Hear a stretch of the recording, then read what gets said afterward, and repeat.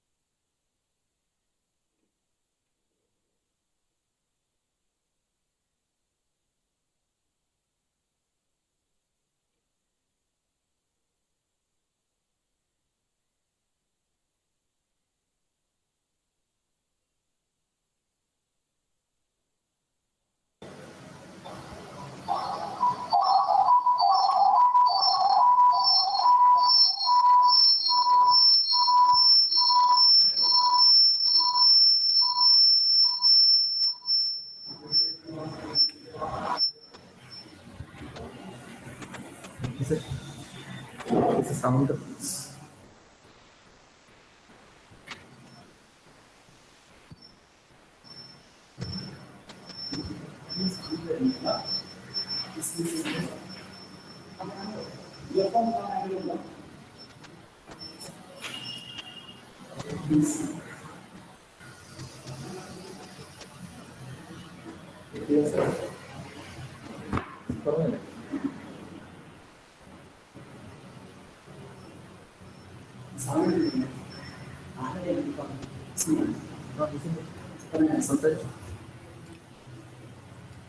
Good morning, one and all.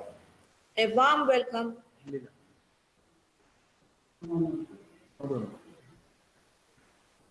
Okay.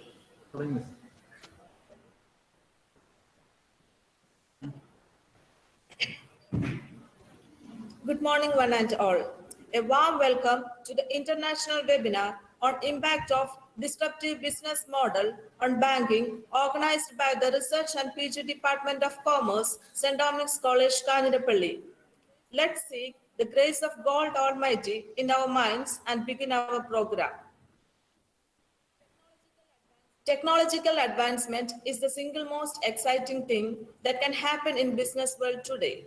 It shake up markets and make business circle question which all industries will succeed or fail when time comes for new adoptions. In many business cases, models that adopt to new technologies generate new markets and values.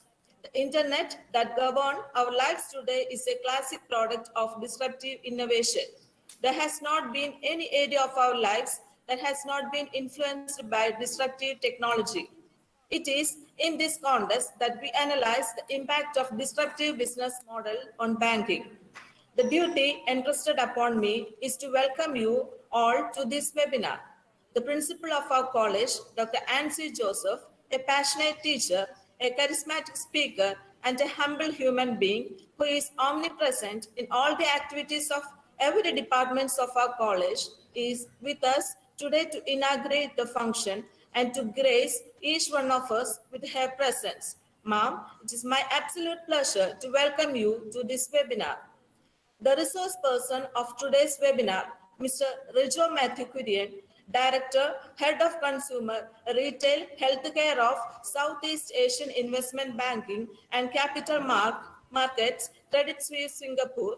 He completed his bachelor's from NIT Calicut and MBA from IIM Ahmedabad. Moreover, he was a classmate of our HOD, Professor Anup Thomas at school. He is very knowledgeable and vastly experienced in the field of merger and acquisition, capital raising for corporates and financial sponsor. Sir, on behalf of everyone present here, I welcome you to this webinar. Our beloved HOD and convener of this webinar, Professor Anup Thomas, is a man of vision, professionalism, and hard work. He believes in learning beyond the classrooms and is always striving for the betterment of the students. Sir, I wholeheartedly welcome you to this webinar. I welcome all the teachers of the department and all faculty members of our college to this webinar. Last but not the least, I welcome all the participants to this webinar and I wish you all a very fruitful session. Before we start the technical session, let me brief you through the general instructions. The webinar will go on for an hour, out of which 40 minutes will be a technical session by the resource person and the remaining time will be dedicated for addressing the questions of the participants. Participants are expected to turn their microphones off during the entire session. Participants can raise their questions in the chat box. Feedback form will be circulated at the end of the session. Feedback form must be filled in carefully since e-certificates will be generated on the basis of the information submitted in the feedback form. Now I invite Dr. Nancy Joseph, principal of our college, to inaugurate our webinar and to deliver the inaugural address.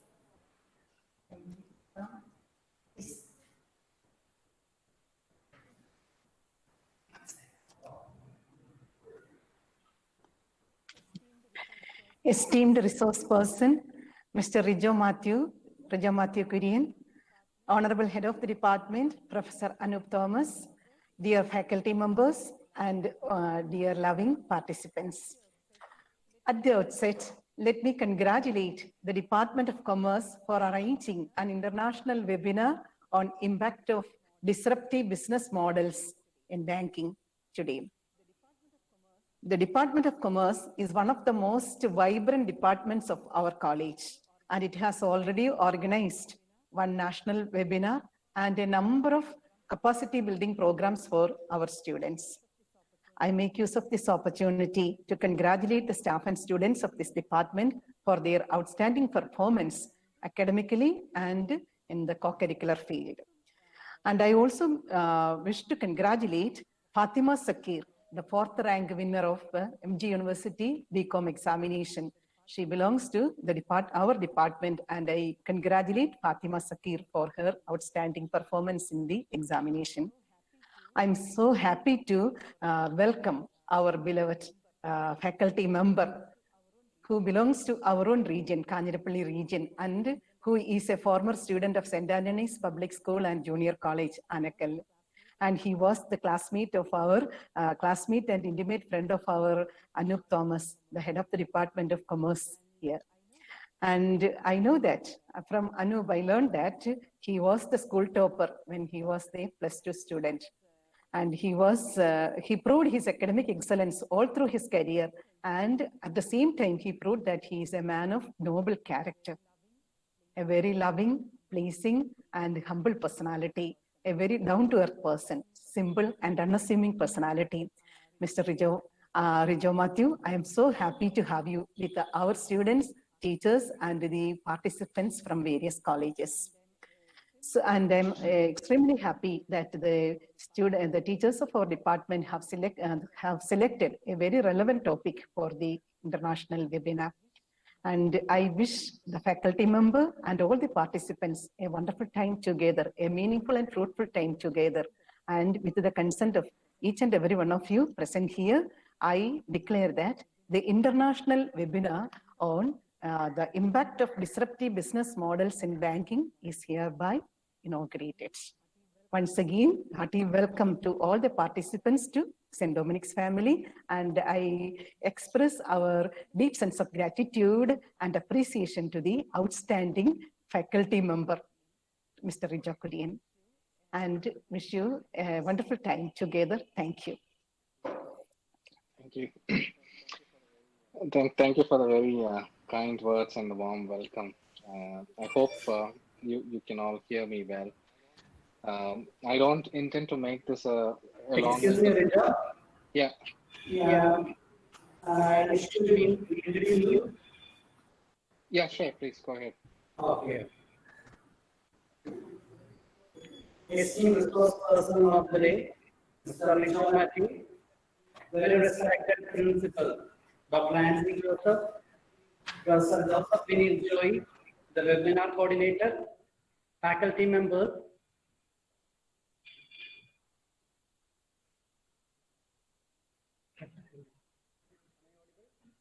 am I audible? Yeah. Faculty research scholars and dear students, hearty welcome to all to the international webinar organized by the Research and PG Department of Commerce, St. Dominic's College, Kanjirapally. At the very outset, I take this opportunity to thank Mr. Rijo Matthew for accepting our invitation in spite of all his busy schedules, and Dr. Nancy Joseph, our beloved principal, for being the source of inspiration and motivation for conducting academic programs like this.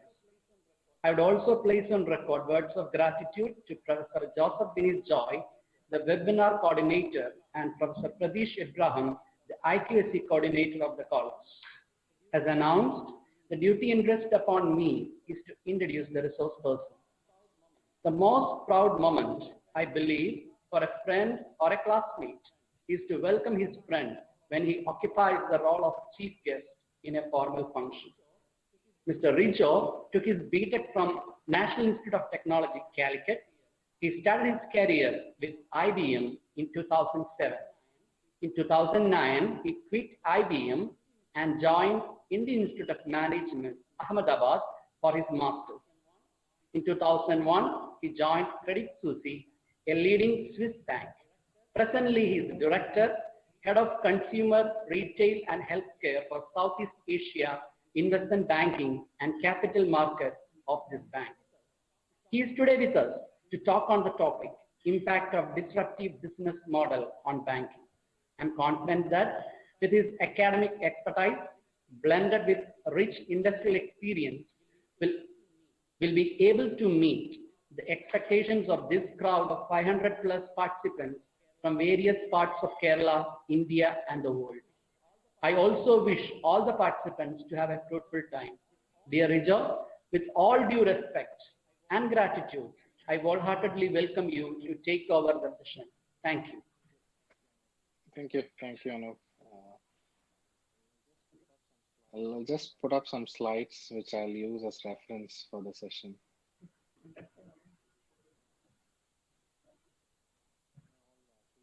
Can you all see the slides? Yeah. Yeah, I think before I begin, thanks again for inviting me to do a session for all of you. In particular, I thank Anup, who has been a close classmate for many, many years, and I'm glad we have maintained our friendship all through these years. Right? I think it's been more than 10 years since we completed our school education, but on and off we have met and we have exchanged ideas, and I'm very happy to see him in a senior faculty position. Right, he has always been passionate about teaching, and he has sort of set up this session for all of you, and I'm very glad to share whatever perspectives I can based on my limited experiences in banking. So I think before I introduce the topic, I want to give you a little bit of a perspective on what I do in my job, and that's important for you to understand before we go into the presentation. So I am part of the investment banking division of Credit Suisse, right? And as part of investment banking, essentially we focus on two major work streams, right? One is advise corporate clients on mergers and acquisitions. So it effectively includes one company buying another or merging into another company, right?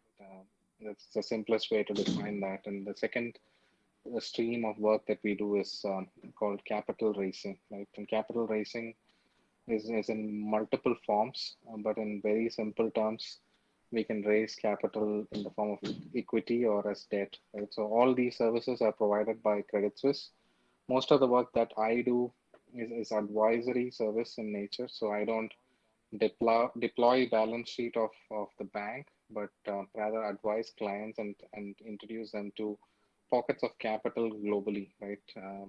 And those capital can be invested into exciting opportunities, right? And specifically within the broader space of banking, I focus on clients that are within three key verticals, right? So consumer, which includes food and beverage, personal care, etc. Right? Retail, which includes grocery retailing, which includes apparel retailing, specialty retailing, and healthcare, right? Which spans both pharmaceuticals as well as healthcare services, right? In the form of hospitals.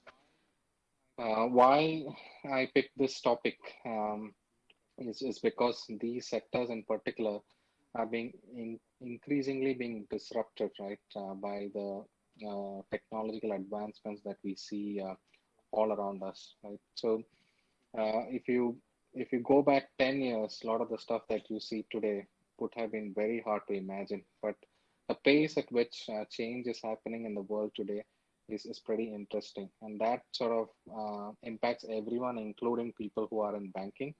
And we have to constantly adapt ourselves and change our thought processes, right, as we sort of look at evaluating these businesses and thinking about sustainability of these businesses as well as the more traditional current business models as we see, right? So that really is the context of picking this topic, right? And what I intend to do during this session is to walk through what disruption itself means. I'll give you a few examples. Ideally, if possible, invite at least a couple of you to suggest examples as well, right, on what disruptions you see in your daily life. And after that, going a bit more into impact of this disruption on both current models, newer models, and also a paradigm where current models and newer models can coexist as well, right? So all these three are happening as we speak, and we can go through some examples of all of that. And the last point, which of course is one of the most challenging pieces for us bankers, is looking at valuation of these disruptive models and how they sort of differ vis-a-vis traditional models. And so that really is the agenda for today. So with that context, maybe we can get started. So the first and foremost question is, why is disruption happening, right? And disruption is really triggered by customers that are becoming more and more demanding in nature, right? And this is driven by a few key thematics, right? The most important one, I would say, is the need for convenience, right? So almost 80 to 90% of disruption that we see around us is driven by need for convenience, right? So you want stuff to be delivered to your doorstep now. You don't want to wait in long queues. You don't want outdated products. You want optionality to return products that you don't like, etc. Right? So all these are various forms of convenience that the new age customer is chasing. Right? So that is really the foremost factor that's driving disruption around us. And the second one is simplicity. Right? So anything that's complex is difficult for the modern man to appreciate. So what we need is simple portals, simple options, right? So a lot of research and a lot of manpower and time is being spent to simplify stuff nowadays, right? So the most elegant app that you have on the phone will most likely be the most simplest app that you have in terms of how you can interpret the functionalities, how the app provides options, how the app gives you analytics, for example, right? So simplicity is again a very important factor that's driving disruption. The third one is very relevant for service industries, what we call as an integrated care and integrated delivery model, right? So in healthcare, that's very important, for instance, right? So hospitals in Singapore, in the US, certain parts of Europe, for example, nowadays they have a digital app where you can do all the way from taking an appointment to maintaining your electronic medical records on the app, right? And the app also gives you, over a period of time, ability to do chat with a artificial intelligence driven chatbot, right? So over a period of time, as the app sort of collects data, they'll be able to sort of suggest the first form of consultation for you, right? So that level of research is happening, and what that means is the element of human interaction, the element of physical consultation in healthcare is decreasing day by day, right? So that effectively is an integrated application, right, that benefits customers. So those are the 3 points that you see on the left half of the page, right? And if you go to the right half, uh, it sort of derives from these points in some ways or the other, right? Appointments through mobile device, it's a simplest form of digital disruption that you have seen, right? And that's really the starting point in most cases. Uh, Digital customer service is an interesting concept. Now, we are living in a world where there are multiple integrated services or marketplaces, as we call it, right? So, digital platforms are being set up to aggregate small merchants, small service providers across the country. And as a customer living in, say, one part of Kerala, you can order stuff from a small vendor or a small household, small enterprise setup that's in say, the northern part of the country. But how do you rely on the quality of that service, on the quality of that product, right? So digital customer service comes into play here, right? There is a review, feedback, rating system that is again entirely driven by customers. And that's sort of powerful because that's completely unavailable when you do the same in a physical format. And the last point here is also very important. I think more and more convenience, more and more digital systems come into play in everything that we do. What has happened is it has definitely impacted lifestyle as well as health, right? So everything that has to do with health and wellness is the most recent and most relevant sort of driving factor behind disruption, right? And that's where we look at a evolution of digital maturity in a bit, right? And health and wellness plays a big important part into that, right? So there are multiple forces that are sort of driving disruption across board, and that's happening in every industry that you can think of as we speak. So we'll go through a few different examples, right? So you get a clearer perspective here. So one is what you see on the page here on the left side is what we call as an IoT-enabled skincare solution, right? This is made by a Japanese personal care company called Shiseido. So what Shiseido has done is this device that can prepare 80,000 different formulations of skincare solutions, and these 80,000 are decided really based on customer preference, right? So as a customer, you can sort of input key features of your skin and what you're looking for, and then the app also the device also takes into consideration the temperature on the day, when was the last time you applied the cream, etc., to dispense the quantity of cream that you use and also the type of cream that you use, right? So it's a very, very intelligent device from that perspective, and has sort of massively disrupted Japan already, right? So this is a very relevant example, and the reason why I chose this example rather than an e-commerce, say an Amazon as an example, is because Amazon is a very obvious and immediate example that comes to mind. But this is something which some of you would have definitely heard about, but a lot of you may not have even heard about, right? So disruption is happening not just on the software side. There's a lot of disruption happening on the hardware side as well, right? And the two are being married by this industry term called IoT, right, which is called Internet of Things, right? So these devices are intelligent. They work on feedback. They adapt to sensory changes around you. Um, and that's sort of a very interesting example. The second example, which you may have heard about, is Luckin Coffee, right? This is digital disruption happening in retail, right? So Luckin Coffee is a coffee shop in very simple terms. But how they have sort of disrupted traditional coffee retailing in China is through making everything digital, right? So first of all, their stores are very, very small in size and shape. You can only order coffee through the digital app. And once you order coffee, the app will show you where the nearest coffee store is, right? And then it will throw out a map which you can use to sort of walk to that store. And by the time you reach the store, the coffee is already ready to be picked up, right? So that again reduces queuing time, reduces sort of ordering and interaction with personnel, etc. Right? So a lot of things are automated.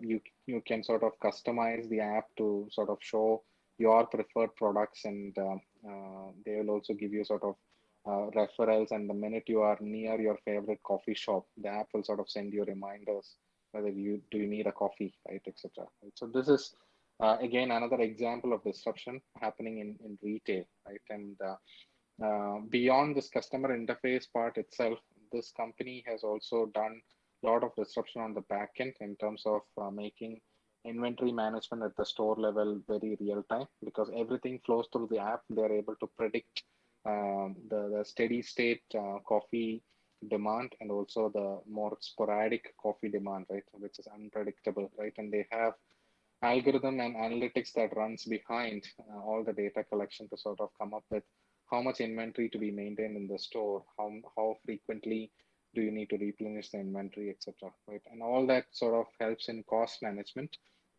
and improves profitability. Right, so this is a great example for a very simple business where someone has come in and sort of disrupted. Right, and to give you some numbers, so Starbucks is the number one player in China. They have 3,000 plus outlets. They have built those 3,000 outlets over a period of 15 years or so. Right, and Luckin Coffee has only been in existence for 2.5 years now, and they are already at 2,000 stores. Right? So that's the rate at which they have grown purely because of the digital strengths. The last example I have here is a company called Beyond Meat in the US, right? And this has nothing to do with digital, right? But this is a very interesting disruption that's happening in food space right now. So what this company has done is they have sort of reverse engineered the structural integrity of meat products. So starting all the way from beef to pork to chicken, and they have sort of created products that are 100% made from vegetable inputs, but will look, taste, and feel exactly like the meat product, right? So on the bottom right part of this page, you can see the burger, the actual burger is the ground beef, and the Beyond Burger is the one you see above that, right? And it looks and tastes and feels exactly like the actual product, right? And why this is relevant, it definitely saves a lot of killing of animals. It saves a lot of water. It is very sustainable, and most importantly, it is very healthy because the product has no fat content versus what you have in traditional meat products, right? So this company has disrupted the meat industry massively, and it's sort of available globally now, right, in terms of its reach. So big meat companies in the US, for example, the likes of Tyson or Campbell, etc., are valued at 10, $12 billion, and they have been in business for more than 100 years, right? This company, Beyond Meat, has only been in existence for about 5 years, right? And they are already valued on par with these big global meat companies, right? So that's the power of disruption, right? And a lot of that is coming from fundamental research that goes into this, but again, very creative ways of getting the customer hooked, right, on these products. So that really is the first part of the discussion, right? Introducing disruption and what it means. Um, I'll take a pause here and maybe give at least one or two of you to a chance to also speak very briefly about any examples of disruption that you can think of.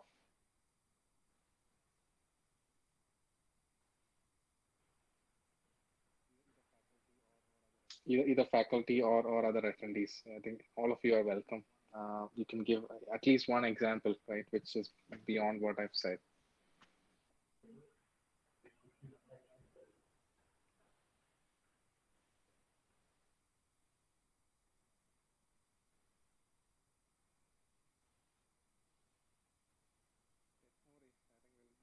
Okay, no worries. I think we'll come back to it later. Let's continue, right? On this page that you see in front, this is what we internally call as the digital maturity curve, right? And what it shows is how various industries are on digital adoption and also on the disruption curve, right? So as you can see on the rightmost corner and the top part of that curve is really the financial services space and also retail, right? So banking, retail, telecom, these are all sectors which are very disrupted, right? And just below that, what we call grade three, you can see at the top of grade two, automotive, right? I was hoping at least one of you give an example of automotive as a disruptive product, right? You have smart, intelligent vehicles nowadays, right? Tesla is a great example of disruption in automotive, right? And it's very popular, right? So that's another example that you can think of from automotive, right? And all the way coming down consumer chemicals, etc., right? And what's most interesting is even stuff like medical technology, pharma, they are already at a grade two stage in terms of disruption, right? So disruption is already happening at breakneck speed, right, in these spaces, right? And they will come to grade three in a matter of couple of years, right? Where things are really lagging, if you ask me, and what we call as grade one of the maturity curve is the government and the social side, right? That's where things are still archaic and people are very reluctant to sort of adapt to newer modes of rendering service, right? And real estate again is another one which is difficult for this sector to sort of penetrate, right? But every other sector that you can think of, disruption is happening one way or the other, right? It just varies on intensity. Some like retail, consumer are far more advanced, but healthcare is still early stage, right? Or oil and gas utilities are still very early stage, right? So this is interesting, and this is something which you can sort of remember, right, as you look at different businesses and you can compare it to where it's on this chart. It's a very interesting comparison to do. Now, what all of this has meant is it has created a lot of these technology giants, right, within these verticals. Some of these definitely are familiar to you, right? Amazon, eBay, Alibaba, the whole e-commerce online shopping site. It's that's where it all started, right? But it has gradually sort of penetrated into ride hailing. So the Uber, the Ola, the Grab that you see, right? All these ride hailing services, which are now positioning themselves as super apps, right? Where they not only transport you, but they can do delivery, they can do food delivery and other stuff, right? So that these areas are massively disrupted, and these companies are now called as decacorns, right? Not even unicorns. So unicorn means $1 billion valuation.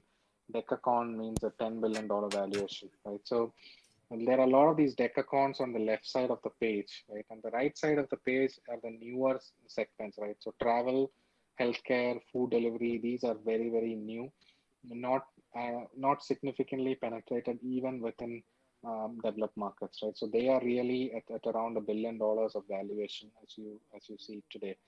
But key is these companies have grown in a matter of less than 5 years to get to this kind of a size, whereas their traditional counterparts got to this kind of a size after being in business for 20, 30 years plus, right? So that shows how quickly customers are willing to adapt and sort of change, right, in line with what disruption has to offer.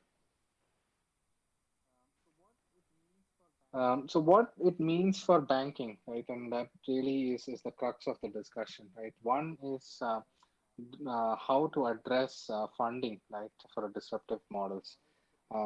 Disruptive models typically are loss making, right, at least for the initial few years, right? So that rules out possibility of debt funding because if you don't generate positive cash, then how do you sort of repay your debt, right? So debt funding pretty much is out of question for a lot of these disruptive models. So it really has to come down to equity funding, right? And why is this funding required? One is because disruptive companies, they spend a lot of money, not on developing technology, but in adding customers to their network, right? So in making people familiarized with the product and the offering, it takes a huge amount of marketing effort. It takes a huge amount of promotions, right, for customers to get there, right? That's why shopping on Amazon is cheaper, right? And that's why taking a Ola taxi is cheaper than taking a taxi on the road. And not because they can make money by charging you that amount of money, but they are essentially subsidizing you, right, to grow their network. So that is about 90 to 95% of cash and capital raised by these firms are purely going to subsidize you or to market their offerings. 5% of what they raise will go into the actual technology, right? And that's really mind-boggling, right? That most of the money is not actually used in developing these concepts further, but to actually promote existing concepts. But nevertheless, whether loss making or not, people are or the investor universe that you have, they are sort of very, very keen to deploy money in these sectors, right? Most of these companies have been on fundraising spree, right? So a familiar example for you would be Flipkart, right? Flipkart had raised close to $4.5 billion of capital, all while they were still loss making, right? And profitability was not in the near vicinity, right? So that $4.5 billion was raised only in a matter of 2 years, right? To give you a context. So that fundraising is something which is very interesting for us bankers because that's sort of our bread and butter, right? As we do business with these firms.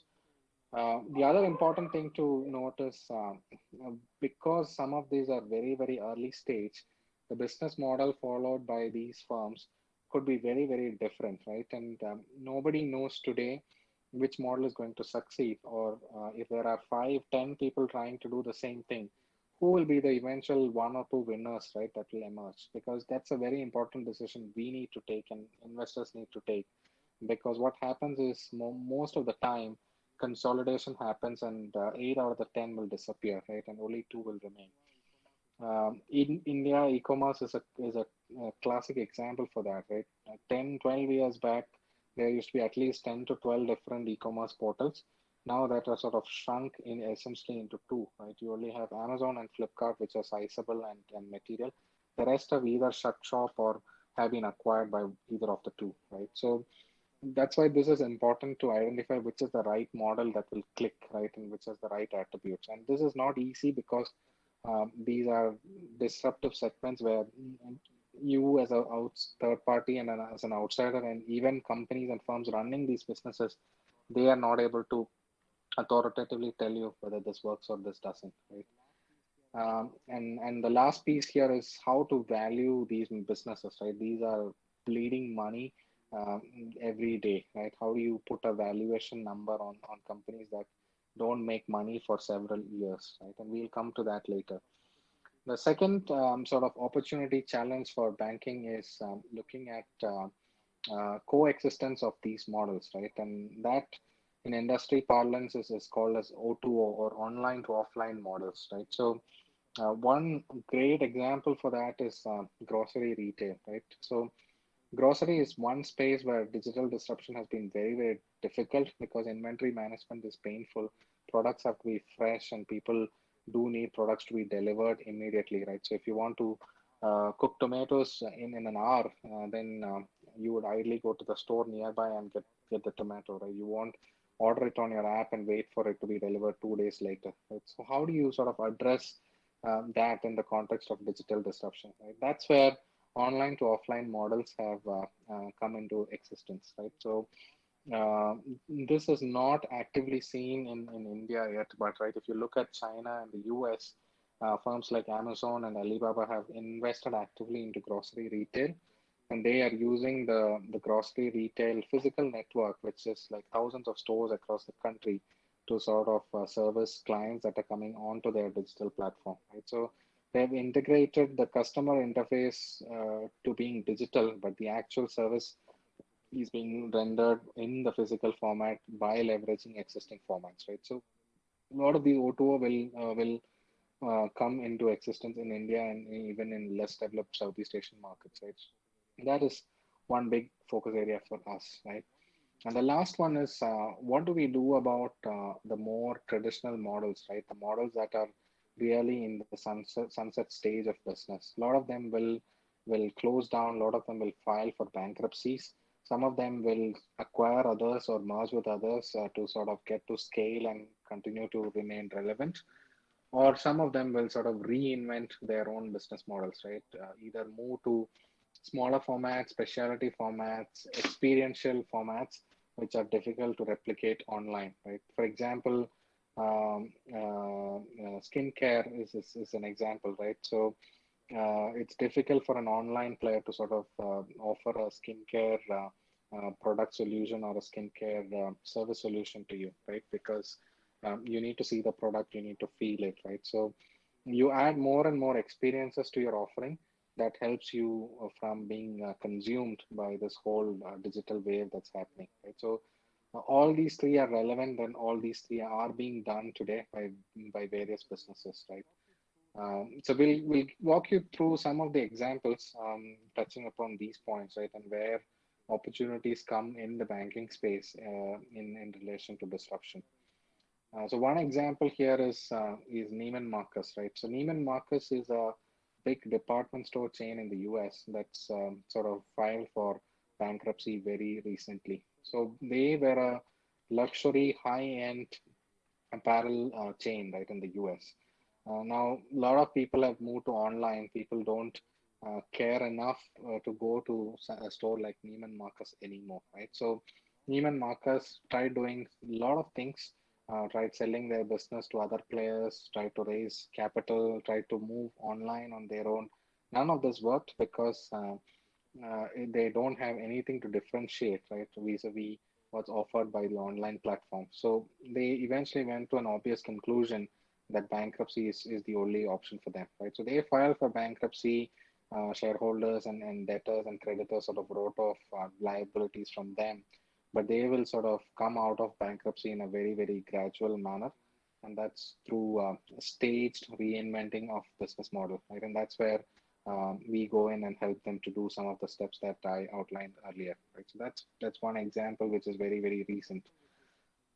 The other example, which is very familiar to most of you, is an example for O2O, right? Online to offline that just happened in India, right? So you might have read Facebook and Google investing into Reliance, right? Into this platform called GeoMart, right? And this diagram here shows how the digital and the offline elements are sort of interconnected, right? The red color here shows Reliance, which is really the physical and the offline part of the network, and the green sort of shows the digital elements that are brought in by Facebook, right?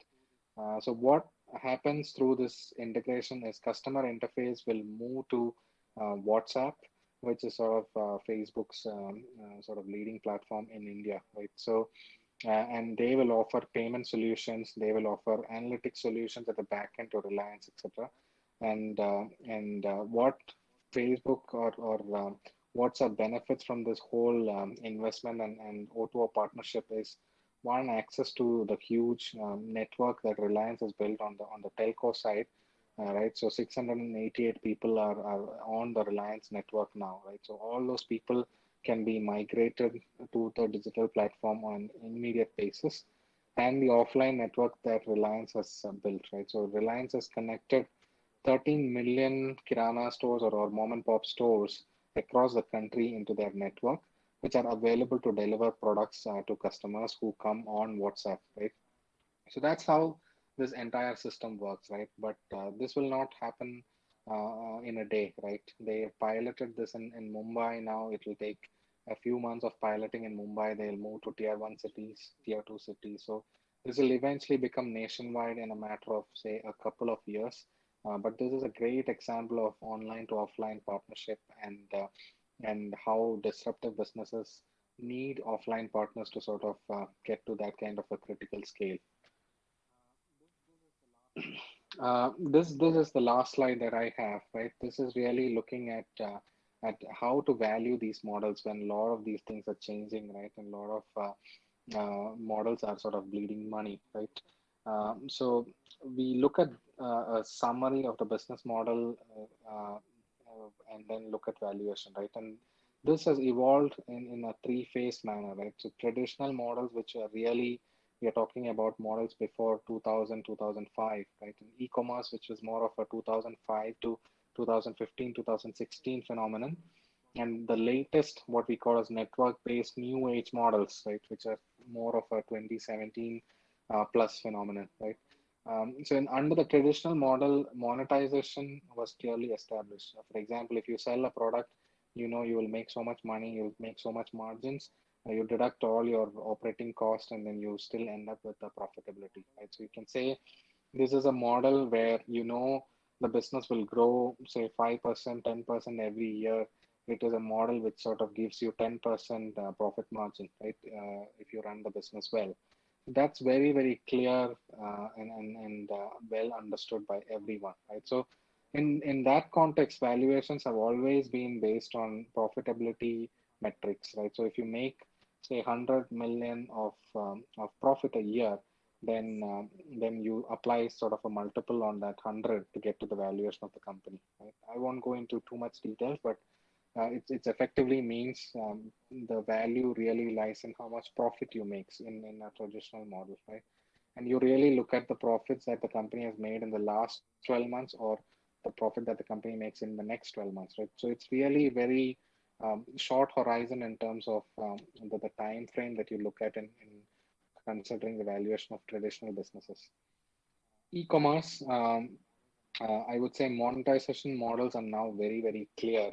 E-commerce portals have more or less moved to a marketplace concept where vendors can list their products on the platform, and for everything that's sold, these platforms charge a commission rate, right? So that model is established now. Commission rates across various product categories are also established, right? So that's clear. There are still a couple of different revenue models that are existing, but I think more or less the market has sort of identified winners in this space. Yet these platforms are still far away from profitability. It's still loss making, right?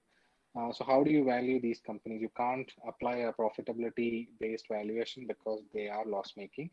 So what you do is apply either a revenue multiple or what you call as a transaction multiple, right? So for example, if 100 products get sold on Amazon, the people who sell those products, they make say 100 times 100 if the value of one product is 100, right? So 100,000 is the total value of transactions that are happening on the platform. But the revenue that Amazon will make is probably 5% of that, right? So they'll only make $50,000 out of this whole transaction. So in the more evolved e-commerce models, you value those companies based on the 50,000. In the less evolved models, you value those companies based on the 100,000, which is the total transaction value. And what decides either of them is really how far along the monetization path are you, right? For example, if you are only charging 1% commission today, but you expect to get it increased to 5, 6% in 3, 4 years time, then you have to apply the transaction value concept because that reflects the true potential of the platform, right? So this is fairly complex, so I wouldn't go into more detail here. And the last bucket is even more complex because these models don't have monetization today, right? All they have is a network, right? Examples are stuff like Practo in India, right? Which is really a healthcare app where you can sort of book appointments, you can do some simple teleconsultations. They don't make any money, right? They don't make any money, but people are investing in those businesses. Why? Because they are building huge network of consumers onto their platform, and that network at some stage can be monetized, right? How that monetization will look like, very hard to predict, right? And that's why these models are truly disruptive. You can't apply profitability metrics, you can't apply revenue metrics, you can't apply transaction volume metrics because none of these exist in these cases, right? So we, of course, bankers have to get much more creative in valuing some of these companies. And what we have done is we've looked at, say, 5-year, 10-year future scenarios, and say in 10 years, say Beyond Meat will contribute, say, 10% of meat consumed globally, right? And you know how meat consumption is growing globally, and then you sort of arrive at a potential revenue for this company 10 years down the road. You value the company at that stage 10 years down the road, and then you sort of bring that valuation back to today, right? Which is really based on what we call as time value of money concept in finance, right? So that is applying a lot of concepts in one go, but that's sort of the only way to value these companies. And why we need to do this is because people are chasing us to put money into these businesses, right? And you have to sort of credibly defend that a company which today and maybe in 2, 3 years will not make even $1 of revenue will still be valued at $1 billion or $2 billion. And that's what is most exciting about what we do, right? So with that context, I will stop here. I'll leave a few minutes for you to ask any questions that you have. Thank you.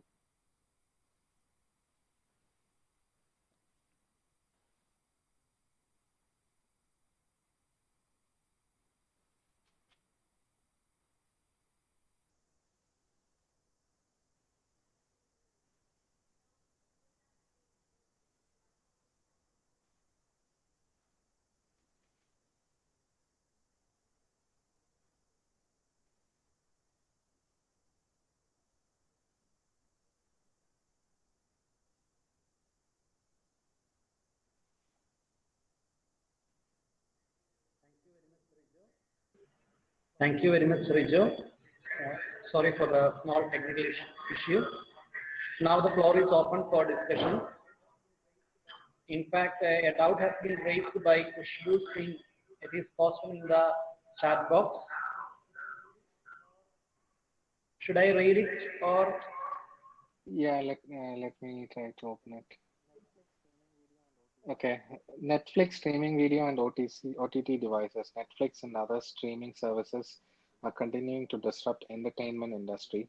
They have all but killed physical video rental stores and are slowly allowing more and more customers to cut cable subscriptions. OTT options like Hulu and Pluto TV emerged seemingly out of nowhere as a low-cost alternative to conventional subscriptions. And when they caught on, customers couldn't help but think about their media in a new way. I think this was one example that she was giving, right, for disruption in the entertainment space. And I agree, it's a very relevant and great example, right? So conventional video options have disappeared because subscription models, personalization, customization that you get on OTT today, right, is huge, right? So Kushbu, that's a great example.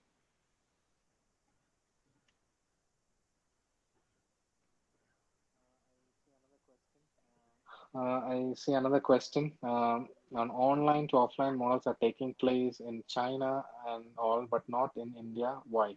Yeah. Um, I think we have to look at where the middle class spending is. That's number one. And where is the digital adoption curve, right? In China, sort of skipped sort of key milestone in between, right? So it, most markets went from radio to television to desktop to smartphones, right? Whereas in China, they've gone directly from radio to smartphones and they've skipped the television and the sort of desktop-based internet usage in that market. So almost the entire population does have smartphones. So that's one, right? And they spend incredible amount of their time using the smartphone. In India, it's a bit different because the spending power is at least for a bulk of the population is not at a level where they can afford smartphones, which are necessary for certain services, right? So that's one. The second one is the telecom coverage, the bandwidth, and the quality is still not at a level where stuff like streaming and stuff like online gaming, etc., are very difficult to achieve, right, in India. So there needs to be a lot more investments happening in the telco infrastructure side before you can get to some of the more advanced online to offline. But India is already progressing quite a bit on e-commerce, quite a bit on ride hailing, very early days in telemedicine, etc. Right? So some of these are happening already, but you don't see the far more advanced, I would say, services marketplace models and stuff like that, right, in India yet. But it's only a matter of 5 to 6 years. The question is online to offline models, yeah. Online to offline models, I think Reliance, Jio, Facebook is one good example of that happening. There are a lot of discussions happening with a lot of the global technology players as we speak of looking to do online to offline models in India. And it will happen in India for sure because the country is so vast. It's very difficult for online players to manage logistics and delivery of their services without partnering with someone who has painfully built that network, right? But why is it not happening at the pace that we ideally want to see it is because offline networks have, or big companies who have offline networks, they understand that there is some level of dependency for online models in certain sectors in particular, right? And therefore they are essentially demanding a super premium valuation, right, for the partnership or those discussions to happen, right? Facebook definitely obliged to Reliance because they were willing to pay $65 billion valuation for Reliance Jio, but not all tech companies can pay that kind of a price for not all offline models. Right? That's purely why it's low.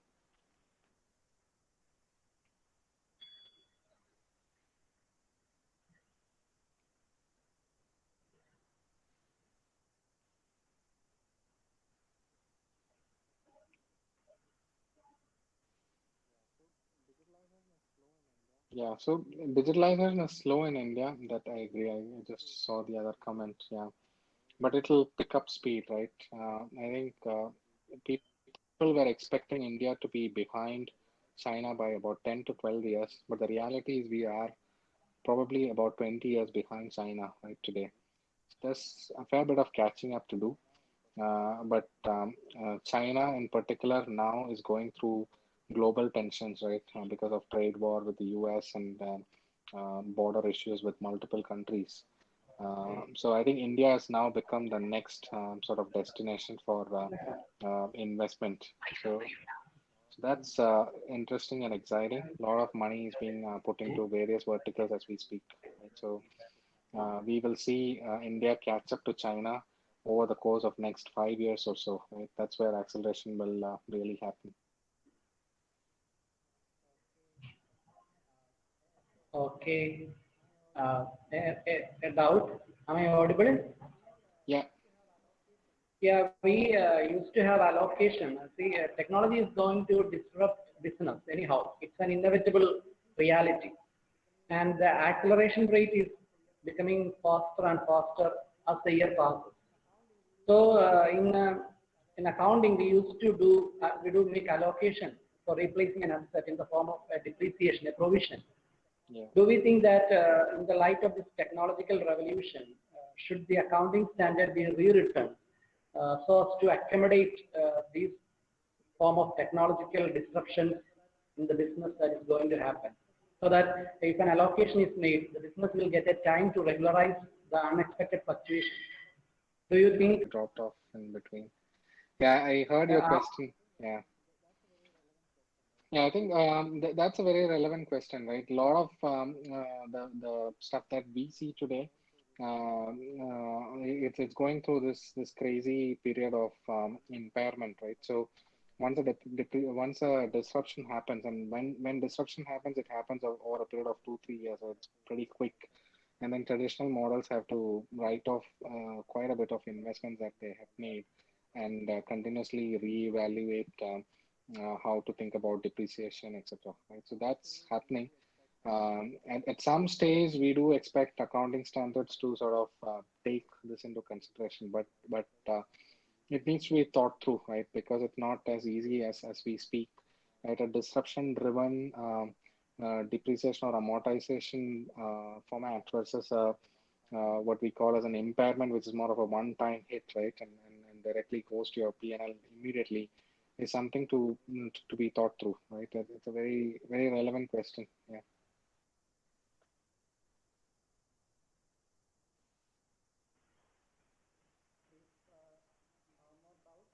If no more doubts, we could move to the next part. Is do anyone have any more clarifications to be made? Okay, now I invite Professor Joseph Beneath Joy, the webinar coordinator, to deliver the vote of thanks. A respected principal of our college, Dr. Ansi Joseph, the resource person of today's webinar, Mr. Rizzo Matthew, faculty members of our college, and dear participants. Disruptive technology has impacted our lives to such an extent that technology means everything in every strata of our lives, be it healthcare, banking, finance, and the list goes so on and so forth. Modern business has moved on from the concept of customer is the king to customer should be the only thing. In modern business environment, we can't think of business without technology. It is in this context that the Research and PG Department of Commerce of St. Dominic's College, Kanjirapally has taken the initiative to organize an international webinar on the impact of disruptive business models on banking. I'm sure the webinar has addressed its objective to the fullest. Let me now move on to my duty. I'm here with a grateful heart, bowing before the Lord Almighty for His blessings all throughout the program. I extend my sincere gratitude to Dr. Ansi Joseph, principal of our college, for her support and for inaugurating the webinar. Her passion for learning and her quest to excel has always been an inspiration for everyone around her. Ma'am, we are all grateful for your support. Thank you, ma'am. The resource person of today's meeting, Mr. Rizzo Matthew Kurian, is an absolute genius in the field of banking and technology. His talk is a sheer reflection of the quantum of knowledge that he has. The heights that he has conquered at this tender age defines himself. Sir, it was our privilege to attend your session, and we extend our sincere gratitude for sparing your valuable time with us. Thank you, sir. I wholeheartedly thank our dear HOD, Professor Anup Thomas, for being our guiding force and a source of inspiration in curricular, co-curricular, and extracurricular activities of the department. You set our bars really high and is someone we all look up to. Thanks a lot, sir, for your initiative, support, and your hard work. I thank the management of our college for providing us with all support to organize this webinar. I also wholeheartedly thank Professor Pradesh Abraham and IQAC of our college for their timely help. On behalf of the Department of Commerce of St. Dominic's College, I thank all the participants for attending the webinar. I hope you all had a very fruitful session. Once again, thanking everyone from the bottom of my heart and wishing all a very good day ahead. Let me remain. Thank you. Thank you. I would like to thank Anup and the Department of Commerce at St. Dominic's College for inviting me to do this session. And I hope it was useful, and at least you will sort of when you read some of this stuff in the newspaper, at least you can think through some of these aspects, and it's something to keep in mind as disruption continues to impact our daily lives. I wish all of you all the best. Thank you, Rija. Thank you very much. Thank you. With this, we are coming in. Thank you, sir. Okay. So, wishing each and every one of you a best day and all wishes. We are concluding our international webinar. Thank you. Thank you once again. Thank you, sir.